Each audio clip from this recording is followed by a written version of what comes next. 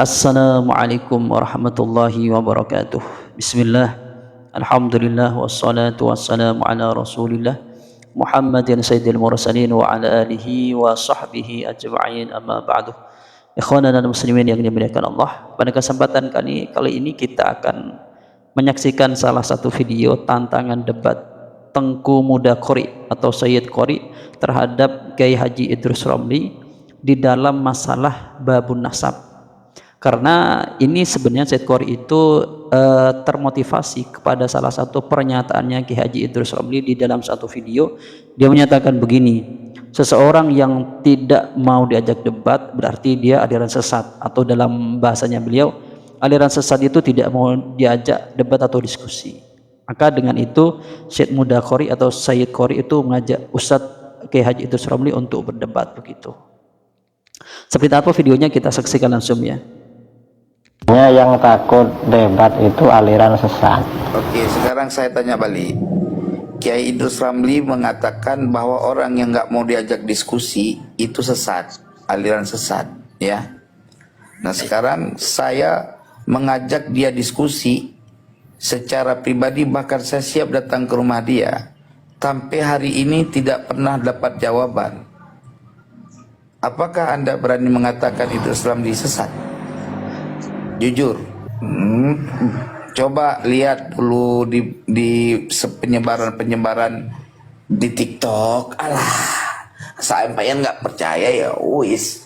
Yang jelas Anda mendengarkan sendiri celotehannya Kiai Idrus Romli mengatakan orang yang diajak debat tidak mau debat itu aliran sesat. Sampai dia cerita di Aceh diajak debat Wahabinya nggak mau. Ya kan? Nah, sekarang saya ngajak dia diskusi, bahkan kami dalam satu room di grup WA.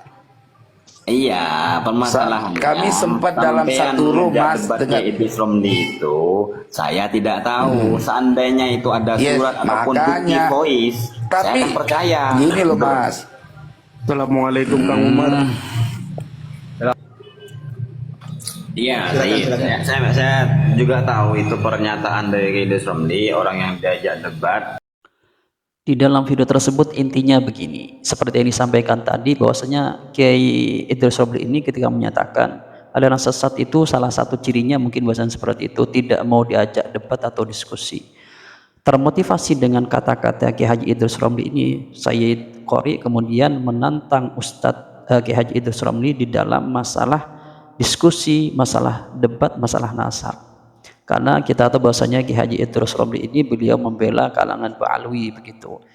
Sedangkan Sayyid Muda Qori atau Sayyid Qori ini membela dia kelompok Kiimat, gampangnya begitu. Dia mau diajak diskusi.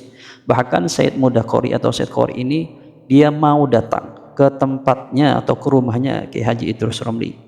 Tapi sampai atau hingga video ini saya buat tidak ada pernyataan dari Kiai Haji Idrus Romli atau pengakuan dari Sayyid Qori akan mengadakan debat atau Kiai Haji Idrus Romli itu mau diajak untuk diskusi atau debat begitu. Lah menurut saya, andaikan ini terjadi itu sangat bagus, sangat menarik, sangat mengedukasi. Karena kalau debat diskusi itu selagi dibungkus di dalam kajian ilmiah, maka itu bagus menurut saya. Meskipun kita tahu bahwasanya diskusi itu menurut pandangan ulama itu ada dua, ada diskusi yang mamduh, ada diskusi yang mazmum. Mazmum itu apa? Mazmum itu diskusi yang tercela, diskusi yang tidak dibungkus dengan ilmiah, yang hanya caci dan maki di sana. Jadi bukan idharul haq, akan tetapi adalah idharul cacian dan makian. Kemudian kalau diskusi yang mamduh, diskusi yang bagus itu adalah diskusi yang idharul haq, yang menjelaskan, menampakkan satu kebenaran begitu. Ini sesuai dengan ayat Al-Qur'an, ud'u ila sabili rabbika bil hikmati wal mau'izatil hasanah wajadilhum billati hi ahsan. Ini sesuai dengan tuntunan Al-Qur'an. Jadi wajadilhum, ada juga tuntunan. Diskusi yang baik adalah diskusi yang idharul haq, dengan kata-kata yang semua berilmiah, tidak merendahkan, tidak mencela dan lain sebagainya. Kemudian kalau kita lihat, andaikan memang ini terjadi, debat antara Kiai Haji Idrus Ramli dengan Said Qori itu terjadi, maka kita menganjurkan begini, kita mengharapkan pertama ya, bahwasanya mereka ini punya niat yang bagus dari keduanya, apa idharul haq begitu. Kemudian i'timad 'alal ilmi sahih al-mustafad min al-kitab was sunnah. Kemudian memang mereka ini berlandaskan kepada referensi-referensi yang ada. Jadi mana referensi dari keduanya yang kuat gitu. Kalau itu yang nanti yang disajikan oleh kedua kiai ini atau kedua panutan ini, maka kita sebagai seorang penonton, sebagai netizen akan enak melihatnya. Kemudian ketiga itu dengan tanpa adanya ta'assub. Mestinya tidak istilah ta'assub ya, kalau bahasa kita itu di pesantren itu tidak yang ini yang benar menurut saya, ini yang kamu yang salah, itu tidak.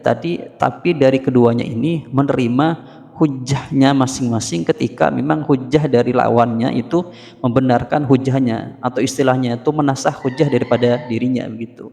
Misalnya contoh dari Said Muda Qori atau Said Qori ini, ternyata ada hujah dari Kiai Haji Idrus Ramli yang menjelaskan tentang masalah hujah yang ada di Said Qori atau sebaliknya, maka salah satu dari keduanya atau keduanya saling menerima terhadap hujahnya mereka masing-masing atau hujahnya satu dengan yang lainnya itu kalau begitu itu bagus menurut saya.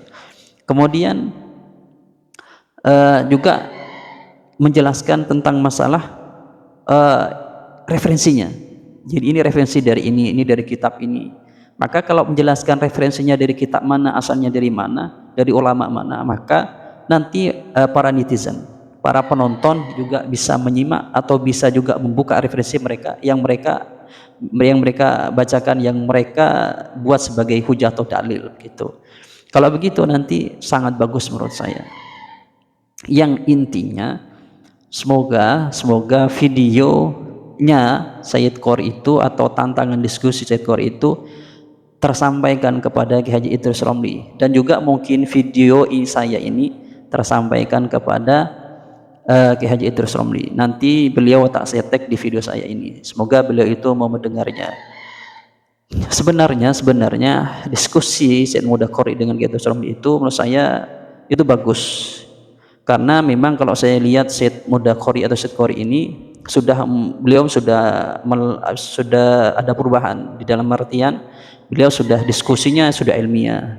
Dari yang dulu agak kasar sekarang sudah ini yang sudah bagus. Jadi kalau ketemu mereka nanti tidak akan salah satu dari mereka tidak akan menjatuhkan, tapi sebaliknya akan memberikan edukasi terhadap masyarakat tentang masalah nasab ini, akan menampakkan pada masyarakat mana sebenarnya dalil yang patut untuk diambil istifadah untuk di dalam kita memandang perselisihan nasab ini. Yang tentu nanti tetap ada perbedaan, tapi perbedaan itu selagi dilandaskan dengan dasar ilmiah maka hal itu tidak apa-apa, itu lumrah-lumrah saja begitu. Yang terakhir dari saya, harapan saya semoga ya diskusi antara Said Muda Qori dengan Kiai Haji Idrus Ramli itu dapat terlaksana sebelum terjadinya diskusi tanggal 7 dan 8 di Rabi'ah Alawiyah begitu. Kalau itu terjadi maka saya bahasakan muqaddimah debat sebelum debat di RA atau Rabi'ah Alawiyah, dan nanti di tanggal 10 diteruskan debat di UIN Malang kalau nggak keliru. Ya mungkin itu yang dapat kami sampaikan dari kami, kurang lebihnya jazakumullah ahsanal jazaa. Assalamualaikum warahmatullahi taala wabarakatuh.